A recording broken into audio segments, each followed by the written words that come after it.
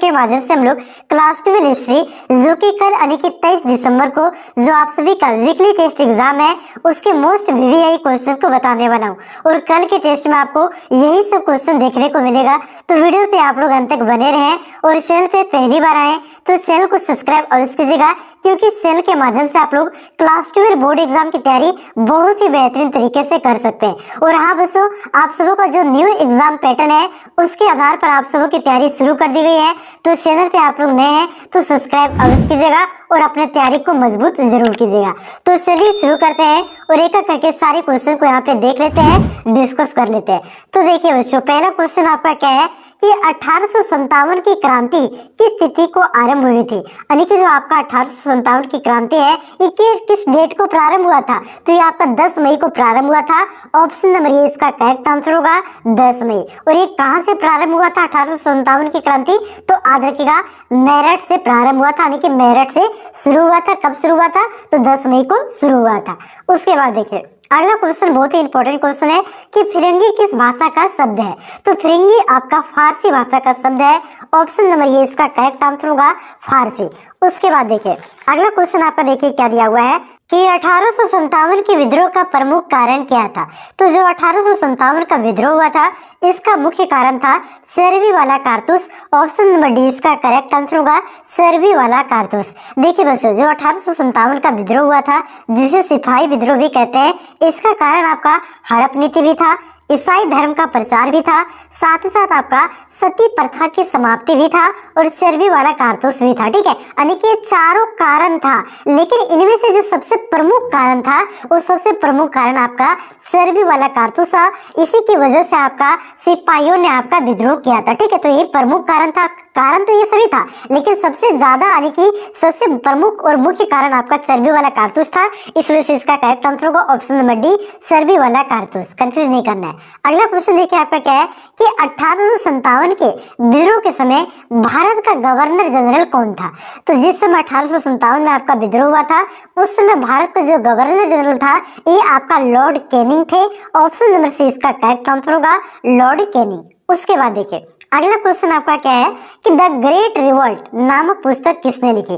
तो ये जो पुस्तक है आपका द ग्रेट रिवोल्ट जिसमें 1857 की क्रांति का उल्लेख किया गया है, इस पुस्तक को आपका अशोक मेहता ने लिखा है। ऑप्शन नंबर डी इसका करेक्ट आंसर होगा अशोक मेहता। उसके बाद देखिए अगला क्वेश्चन क्या है कि रानी लक्ष्मीबाई का जन्म किस स्थान पर हुआ था। देखिए जो आपका लक्ष्मीबाई है ये रानी कहाँ की थी, तो ये झांसी की रानी थी। ठीक है, लेकिन इसका जो जन्म हुआ था इसका जन्म आपका काशी जो आज का वाराणसी है यहाँ पे हुआ था। ऑप्शन नंबर बी इसका करेक्ट आंसर होगा काशी।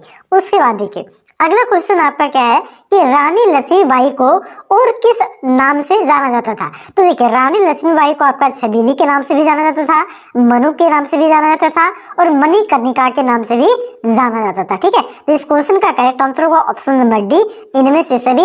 ये सभी नामों से जाना जाता था, छबीली, मनु और मणिकर्णिका। ठीक है, तो ऑप्शन नंबर डी इसका करेक्ट आंसर हुआ इनमें से सभी।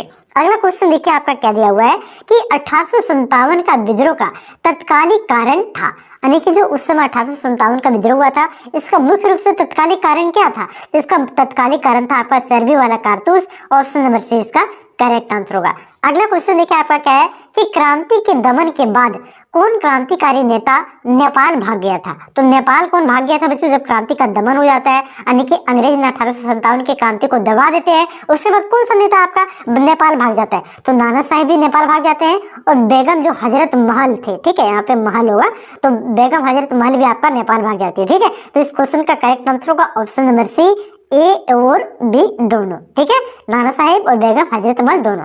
अगला क्वेश्चन देखिए आपका क्या, बहुत ही इंपॉर्टेंट क्वेश्चन है, कई बार आपका बोर्ड एग्जाम में पूछा जा चुका है। ठीक है, कि ये एक गिलास फल एक दिन हमारे ही मुंह में आकर गिरेगा, यह कथन अवध के बारे में किसने कहा था। तो ये जो आपका कथन है कि ये गिलास फल एक दिन हमारे मुंह में आकर के गिरेगा, ये कथन अवध के बारे में आपका डलहौजी ने कहा था। बहुत ही प्रसिद्ध कथन है।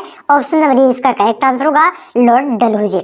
अगला क्वेश्चन देखिए आपका क्या है कि पील कमीशन का गठन किस उद्देश्य से किया गया था। तो जो आपका पील कमीशन है इसका गठन आपका सेना के पुनर्गठन के उद्देश्य से किया गया था। ऑप्शन नंबर ये इसका करेक्ट आंसर होगा सेना के पुनर्गठन के लिए। ठीक है, चलिए अगला क्वेश्चन देखिए बच्चों। अगला क्वेश्चन क्या है कि 1857 का विद्रोह कहां से प्रारंभ हुआ था। तो पहला क्वेश्चन मैंने वहीं पे आपको बता दिया कि जो 1857 की विद्रोह है तो क्रांति है, ये आपका 10 मई को शुरू हुआ था। और ये कहां से प्रारंभ हुआ था, तो ये आपका मेरठ से प्रारंभ हुआ था बच्चों। ऑप्शन नंबर सी इसका करेक्ट आंसर होगा मेरठ। अगला क्वेश्चन देखिए आपका क्या है कि सहायक संधि की व्यवस्था किसने की। तो जो आपका सहायक संधि है इसकी व्यवस्था तो कर सके, इसकी इजाद आपने किसने किया था, तो ये आपका लॉर्ड वेलेस्ली ने किया था। ऑप्शन नंबर डी इसका करेक्ट आंसर होगा लॉर्ड वेलेस्ली। अगला क्वेश्चन देखिए आपका क्या है कि 1857 के विद्रोह में शहीद होने वाला पहला व्यक्ति कौन था। यानी कि जो 1857 का क्रांति हुआ था इसमें पहला व्यक्ति कौन मरे थे, पहला व्यक्ति ने वह पहला व्यक्ति कौन थे जिन्होंने देश के लिए बलिदान दिया था, तो वो आपका थे कौन, मंगल पांडे। ठीक है, और मंगल पांडे को आपका फांसी कब दिया गया था, तो इसे आपका 8 अप्रैल 1857 कब याद रखिएगा, 8 अप्रैल 1857 को इसे फांसी दिया गया था। ठीक है, चलिए पहला व्यक्ति थे जो 1857 की क्रांति में शहीद हुए थे। अगला क्वेश्चन देखिए आपका क्या है बच्चों कि बिहार के जगदीशपुर में 1857 के विद्रोह का नेतृत्व किया था। तो किसने किया था 1857 के जो विद्रोह हुआ था, ये जगदीशपुर से नेतृत्व, तो ये क्या था आपका कुंवर सिंह ने। ऑप्शन नंबर डी इसका करेक्ट आंसर होगा वीर कुंवर सिंह। अगला क्वेश्चन देखिए क्या है कि मुगल बादशाह के अब दस्तक कर कहाँ भेज दिया गया। यानी कि अंग्रेजों ने जो मुगल बादशाह थे आपका बहादुर शाह जफर, अंतिम मुगल बादशाह, उसको उसके पद से अपदस्थ मतलब कि उसे हटा करके कहाँ भेज दिया था, तो ये आपका जो म्यांमार में रंगून पड़ता है, म्यांमार की राजधानी कहाँ है, रंगून, तो रंगून के जेल भेज दिया गया था। ऑप्शन नंबर सी इसका करेक्ट आंसर होगा रंगून। अगला क्वेश्चन देखिए आपका क्या है कि किस गवर्नर जनरल के द्वारा हड़प नीति अपनाई गई थी। तो कौन से गवर्नर जनरल, तो ये आपका लॉर्ड डलहौजी, किसके द्वारा, लॉर्ड डलहौजी के द्वारा हड़प नीति को अपनाया गया था। ऑप्शन नंबर 20 का करेक्ट आंसर होगा। अगला क्वेश्चन देखिए आपका क्या है, सब्जेक्टिव क्वेश्चन अब शुरू करते हैं बच्चों। जो क्वेश्चन पढ़ा रहे हैं वही सब क्वेश्चन आएगा, पूरे वीडियो को देखिए। अगला क्वेश्चन क्या है कि 1857 की क्रांति के प्रमुख भूमिका निभाने वाली 2 महिलाओं का नाम लिखिए। ठीक है, तो 1857 की क्रांति में आपको तो जानबे करते हैं रानी लक्ष्मीबाई ने महत्वपूर्ण भूमिका निभाया था, बेगम हजरत महल जो कि लखनऊ से आपकी नेतृत्व किया था, महारानी बेजबाई सिंधिया, ठीक है, वाकई बाद वीरांगना ताराबाई, ये सब सभी आपके 1857 की क्रांति में आपका महत्वपूर्ण भूमिका निभाया था। यहाँ पे 2 लिखने बोला है, मैंने 4 बताया, कोई भी आप लोग 2 लिख सकते हैं। अगला क्वेश्चन देखिए क्या है कि 1857 के विद्रोह के प्रमुख केंद्रों के नाम बताएं। तो 1857 के विद्रोह के प्रमुख केंद्र के नाम कौन कौन से, तो आपका मेरठ से ही तो आपका शुरू हुआ था, दिल्ली भी है, बनारस भी है, अवध भी है, कानपुर, झांसी और इलाहाबाद। ठीक है, ये सब आपके 1857 के विद्रोह के प्रमुख केंद्र थे। अगला क्वेश्चन देखिए क्या है कि 1857 के विद्रोह के लिए लॉर्ड डलहौजी कहां तक उत्तरदायी था। सब्जेक्टिव क्वेश्चन है आपका 3 नंबर है तो 5 नंबर में पक्का देखने को आएगा। तो 1857 की क्रांति के पहले आपका लॉर्ड डलहौजी क्या थे, भारत का गवर्नर जनरल थे बच्चों। ठीक है, तो उन्होंने क्या किया था, आपका हड़प नीति को अपनाया था। तो ये बहुत हद तक 1857 की क्रांति जो आपका हुआ था इसी के कारण हुआ था। ठीक है, ये बेरोजगारी पर था और मतलब बहुत ज्यादा सताते थे लोगों को। ठीक है, तो इसके बारे में चलिए हम लोग देख लेते हैं। आपका आंसर आपका देखिए बच्चों, लॉर्ड डलहौजी 1848 में भारत का गवर्नर जनरल बनकर के आया और यहाँ आते ही उन्होंने अपनी साम्राज्यवादी नीति का प्रसार किया। और यह कहना सही होगा कि उसने अपने साम्राज्यवादी नीति का अनुसरण के लिए जिन नीतियों का पालन किया वो 1857 के विद्रोह के लिए उत्तरदायी साबित हुआ, जो कि इस प्रकार है। यानी कि देखिए जो आपका लॉर्ड डलहौजी था ये 1848 में भारत का गवर्नर जनरल बनकर के आया। उसके बाद इन्होंने आपका जो हड़प नीति है इसको लाया और इस हड़प नीति के जो आपका था कारण, ठीक है, हड़प नीति के कारण क्या हुआ था, लोगों को मतलब जो आपके अवध था, सतरा था, झांसी था, इसके क्या कर रहे थे, राज्यों को हड़प लेते थे। तो इसी के फलस्वरूप क्या हुआ, लोगों में क्या थी, अंदर से गुस्सा था। ठीक है, तो ये गुस्सा जाकर के आपका 1857 में जाकर के बाहर आता है। बातों को समझ रहे हो ना दोस्त। ठीक है, चलिए ठीक है, तो इसी वजह से 1800 ये बहुत ही हद तक आपका 1857 के विद्रोह के लिए उत्तरदायी साबित हुआ था। आगे देखिए क्या है, जो कि इस प्रकार है, पहला कि अपहरण या गोद निषेध नीति। ठीक है, इसमें क्या पहला नीति इसका क्या था, जो आपका अपहरण या गोद निषेध नीति है कि कोई भी बच्चा क्या कर सकता, मतलब मान के चलिए जैसे झांसी की रानी के जो ओरिजिनल पुत्र थे, कह सकते हैं उसका जो ओरिजिनल पुत्र था, एक तरह से अपना पुत्र था, उसकी मृत्यु हो जाती है, उसके बाद उसे गोद नहीं लेने दिया जाता है। ठीक है, उससे जब तक पुत्र नहीं लिया जाता है उसके अंग्रेज क्या करते हैं, डलहौजी आपका उसके राज्य पर कब्जा कर लेता है। तो ये एक मुख्य कारण था। देखिए वही लिखा हुआ है कि डलहौजी ने ब्रिटिश साम्राज्य के विस्तार के लिए एक एक कूटनीतिक सिद्धांत का निर्माण किया जो कि राज्य अपहरण या गोद निषेध नीति के नाम से जाना जाता है। इस नीति के तहत उसने वैसे राजाओं को निसंतान थे और अपने उत्तराधिकारी के रूप में किसी बालक को गोद लेना चाहते थे, वैसी परंपरा को डलहौजी ने समाप्त कर दिया और उनके राज्य को कंपनी में मिला लिया। यानी कि जिसके पुत्र नहीं थे, जो गोद लेना चाहते थे और राज्य को सौंपना चाहते थे, उत्तराधिकारी बनाना चाहते थे, वैसे राज्य को क्या क्या अपने में मिला लिया। ठीक है, साथ ही साथ इस नीति के तहत उसने 17 जयपुर, संबलपुर, नारायणपुर, उदयपुर, झांसी का विलय अपने ब्रिटिश साम्राज्य में कर लिया था। दूसरा था कुशासन की नीति। देखिए कुशासन की नीति क्या थी समझिएगा। लॉर्ड डलहौजी ने हड़प नीति के अलावा कुशासन के आधार पर 13 फरवरी 1856 को अवध का अधिग्रहण कर लिया। तो अवध का जो अधिग्रहण किया था, कब किया था? 13 फरवरी 1856 को। और 21 आधार पर क्या था? तो कुशासन की नीति पर, आने के वहां पे अच्छे से शासन नहीं हो रहा है इस वजह से। ठीक है, साथ ही साथ डलहौजी ने प्रशासनिक कुशासन का बहाना बना करके अवध के नवाब वाजिद अली शाह को गद्दी से हटा करके राज्य पर अधिकार कर लिया। नवाब पर अलोकप्रिय होने का आरोप लगा करके 12 लाख रुपए वार्षिक पेंशन देकर के कोलकाता भेज दिया गया। ठीक है, तो एक कारण था, इस वजह से आपका 1857 का विद्रोह हुआ था। अगला कारण देखिए, पेंशन और उपाधियों की समाप्ति। लॉर्ड डलहौजी ने अनेक देशी नरेशों को पेंशन तथा उपाधियों की समाप्त कर दिया। उसने कर्नाटक और तंजौर शासकों की मृत्यु के बाद उनकी उपाधियों को समाप्त कर दी और अंतिम पेशवा बाजीराव द्वितीय की मृत्यु के बाद उनके दत्तक पुत्र नाना साहब की पेंशन बंद कर दी। इसके परिणाम स्वरूप नाना साहब ब्रिटिश सरकार की घोर विरोधी बन गए। यानी कि इन्होंने जो भी उपाधि चलते थे, राजा, ठाकुर, सब उपाधि को समाप्त कर दिया इन्होंने। साथ ही साथ जो आपका देखिए क्या होता था बच्चों, मान के चलिए जो राजा था ना, राजा को इस प्रकार से पहले फंसाता था। पहले कुशासन का नीति लगा दिया, अब क्या किया, उसको पेंशन देना स्टार्ट किया। पेंशन दिया, पेंशन देते थे और पेंशन क्या करते थे, उसका बाल बुजुर्गों को पेंशन नहीं देते थे, बंद कर देते थे। तो ये कारण था। अगला है कि मुगल सम्राट के प्रति असम्मानजनक व्यवहार। ठीक है, डलहौजी ने 1849 में घोषणा किया कि बहादुर शाह जफर के बाद मुगलों का लाल किला छोड़ करके कहीं और रहना पड़ेगा। 1856 ईस्वी में लॉर्ड कैनिंग ने घोषणा की बहादुर शाह जफर के बाद मुगल बादशाह की उपाधि धारण नहीं कर सकेंगे। इन घोषणाओं के द्वारा कंपनी का अधिकार मुगल शासन को समाप्त करना चाहते थे। यानी कि देखिए मुगल उस समय काफी ज्यादा प्रसिद्ध था। ठीक है, बातों को समझिएगा, मुगल काफी ज्यादा प्रसिद्ध थे, तो मुगल के प्रति लोगों में काफी ज्यादा सहानुभूति थी। और इन्होंने मुगल के जो देखिए यहाँ क्या बोल रहा है कि वो लाल किला छोड़कर जाएंगे, उसका अपना मतलब महल को छोड़ करके आप जहाँ रहने रहो भाई, उसका हड़प लिया था। तो लोगों को लग रहा था कि अंग्रेज साला बाहर से आकर के हड़प रहा है, तो एक कारण ये भी था। ठीक है, तो ये सब आपका डलहौजी जो वाला डलहौजी वाला किस्सा था बाबू कि 1857 में जो आपका डलहौजी कहाँ तक उत्तरदायी था, ये सब बातें की वजह से उत्तरदायी था। ठीक है, अगला क्वेश्चन देखिए आपका क्या है, 1857 की क्रांति के कारणों का उल्लेख करें एवं वर्णन करें। ठीक है, देखिए तो पहला हो गया आपका राजनीतिक कारण। बहुत सारे कारण होते हैं, राजनीतिक, आर्थिक, धार्मिक कारण। ठीक है, तो राजनीतिक कारण देखिए क्या है। राजनीतिक कारणों में सबसे महत्वपूर्ण कारण डलहौजी की गोद निषेध तथा राज्य हड़प नीति को माना जाता है। उसने इस नीति के तहत संतरा, नागपुर, झांसी, उदयपुर, संबलपुर, जौनपुर और बगारघाट आदि राज्यों को ब्रिटिश साम्राज्य में का अंग बना लिया। इसके अलावा उसने कुशासन के आधार पर अवध पर भी कब्जा अधिकार कर लिया।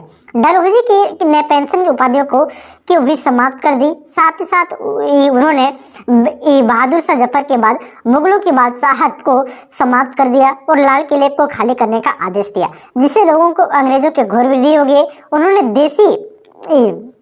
देशी राज्यों को हड़प करके सेना से भंग कर दिया, जिससे सैनिकों की रोजगार छिन गई और असंतोष का भाव फैल गया। ठीक है, उसके बाद सामाजिक कारण भी देखिए लिख सकते हैं आप लोग कि लॉर्ड विलियम बेटिंग ने समाज सुधार के लिए भारतीय समाज की अनेक कुरीतियों जैसे सती प्रथा, बाल हत्या, नरबली जैसे प्रथाओं को बंद करने का प्रयास किया। विधवा विवाह का समर्थन कर विधवा पुनर्विवाह कानून लागू किया। भारतीयों ने अपनी सभ्यता को नष्ट हो जाने के डर से इसका विरोध किया। अंग्रेजों ने रेल, सड़क, डाक, तार, अंग्रेजी शिक्षा का प्रसार किया और इसे भारतीय ईसाई धर्म में प्रचार का माध्यम बनाने लगे और भारतीयों के मन में विद्रोह की भावना भड़क उठी। ठीक है, तो ये सामाजिक कारण हो गया आपका कि सामाजिक कारण यही था कि जो हमारे समाज में पहले से परंपरा चलते आ रहे थे, जैसे सती प्रथा, ठीक है, और भी परंपरा था आपका नरबली हो गया, बाल हत्या हो गया, तो ये सब परंपरा को अंग्रेजों ने प्रतिबंधित कर दिया था। तो लोगों को लग रहा था कि जो अंग्रेज है भाई साहब, ये क्या करेंगे, हमारी सभ्यता को क्या करेंगे, संस्कृति को नष्ट कर देंगे। इस वजह से ये कारण ये भी था 1857 की विद्रोह का। ठीक है, अगला क्वेश्चन देखिए, अगला पॉइंट है आपका धार्मिक विद्रोह कि 1813 ईस्वी में चार्टर एक्ट ने ईसाई पादरियों को भारत में आने की अनुमति दे दी। 1850 में एक अधिनियम पारित किया गया जिसके अनुसार यह कानून बना कि धर्म परिवर्तन करने वालों को उनकी पैतृक संपत्ति से वंचित नहीं किया जाएगा। ईसाई मिशनरियों द्वारा स्थापित स्कूलों में बाइबल का अध्ययन अनिवार्य था। जिलों में ईसाई धर्म का प्रचार प्रसार किया जाने लगा तथा सेना भी इस सरकारी खर्च पर ईसाई पादरी को नियुक्त की जाने लगी। ठीक है, तो ये आपका धार्मिक कारण था। मतलब ईसाई, मतलब आप धार्मिक कारण का मतलब क्या हुआ, जो यहाँ पे हिंदू, मुस्लिम, सिख, ईसाई, बौद्ध धर्म रहते थे ना, तो उसको धीरे धीरे कन्वर्ट करने लगे ईसाई धर्म में। बातों को समझ रहे हो ना? तो ईसाई धर्म में कन्वर्ट करने लगे तो हमारे यहाँ के लोगों को लगा भाई ये तो हमारे धर्म को नष्ट कर रहा है, हमारे धर्म को तो एकदम खत्म करने पर लगा हुआ है। तो इस वजह से क्या किया इन्होंने, मतलब ये आपका धार्मिक कारण था और लोगों ने अपना विद्रोह किया। अगला था सैनिक कारण। सैनिक कारण तो आप लोग जानते ही हैं कि ठीक है, भारतीय सैनिकों को सुविधा प्राप्त नहीं होती थी, अंग्रेजी सैनिकों को ये सुविधा प्राप्त होती थी। जैसे अंग्रेजी सैनिकों की अपेक्षा बहुत ही कम वेतन दिया जाता था, अपमानजनक बर्ताव किया जाता था भारतीय सैनिकों के साथ, शारीरिक हिंसा आदि। इसके अलावा भारत के अंग्रेजों और भारतीय सैनिकों की संख्या में असमानता में भी विद्रोह प्रेरित किया। ठीक है, ये सब आपका सैनिक कारण था। अगला क्वेश्चन देखिए, अगला पॉइंट था आपका तत्कालीन कारण। जानवे करते हैं तत्कालीन कारण क्या था? एनफील्ड राइफल में लगाई जाने वाली कारतूस। ठीक है, उसमें क्या था, मतलब आपका चर्बी लगा हुआ है। ठीक है, चर्बी वाला कारतूस है, गाय और सुअर की चर्बी मिली हुई है। तो ये सब कारण की वजह से आपका क्या हुआ था, वही लिखा हुआ है, आपका विद्रोह हुआ था। और सबसे पहले 8 अप्रैल को मंगल पांडे की फांसी की सजा सुना दी थी और सेना के टुकड़े ने भंग कर दिया और 10 मई को आपका विद्रोह प्रारंभ हो गया। ठीक है, अगला क्वेश्चन देखिए आपका क्या है, 1857 के विद्रोह के में अफवाहों का क्या भूमिका थी, उसके बारे में यहाँ पे आपको लिखना है। ठीक है, बहुत ही इंपॉर्टेंट क्वेश्चन है, बोर्ड एग्जाम में भी आपको ये क्वेश्चन देखने को मिलेगा। ठीक है बच्चों, ठीक है, बहुत ही इंपॉर्टेंट क्वेश्चन है, इसको आप लोग ध्यान से याद कर लीजिए। ठीक है, देखिए क्या है क्वेश्चन आपका, सॉरी वेट कीजिए थोड़ा सा। चलिए क्वेश्चन आपका देखिए, थोड़ा सा देखिए क्वेश्चन है कि 1857 के विद्रोह में अफवाहों की क्या भूमिका थी। तो देखिए 1857 के विद्रोह में अफवाहों की भूमिका निम्न प्रकार से थी। देखिए क्या क्या भूमिका थी कि 1857 की सबसे महत्वपूर्ण अफवाह यह थी कि एनफील्ड राइफल की कारतूस में गाय और सुअर की चर्बी लगी हुई है। ये आपकी पहली अफवाह थी। दूसरी अफवाह की ऐसी अफवाह पहले की कंपनी सरकार हिंदू मुसलमानों और जाति धर्म को नष्ट करने का षड्यंत्र कर रही है। इसके लिए सरकार में आटा में गाय और सुअर की हड्डियों का मिश्रण कर रही है। पहला अफवाह क्या थी कि जो आपका जो राइफल था एनफील्ड राइफल, ठीक है, इसमें आपका कारतूस और गाय का सुअर की चर्बी, आपका ये कारतूस में गाय और सुअर की चर्बी मिलाया जा रहा है। जानते हैं मुस्लिम धर्म में सुअर को पवित्र माना जाता है, मतलब थोड़ा सा पवित्र नहीं, पूरा घिनौना तरीका से देखा जाता है। और हिंदू धर्म में जो जानते करते हैं गाय का आपका पवित्र माना जाता है। ठीक है, साथ ही साथ कि ये आपका हमारे धर्म को भ्रष्ट करना चाहते थे, ये आपका अफवाह फैल गया। तीसरा अफवाह था कि यह अफवाह फैल चुकी थी कि 23 जून 1857 को कंपनी शासन के 100 वर्ष पूरे होते ही अंग्रेजों की सत्ता समाप्त हो जाएगी और इसका जनमानस पर गहरा प्रभाव पड़ेगा। ठीक है, तो ये सब आपका अफवाह था। 3 नंबर में पूछा जाएगा क्वेश्चन। 5 नंबर में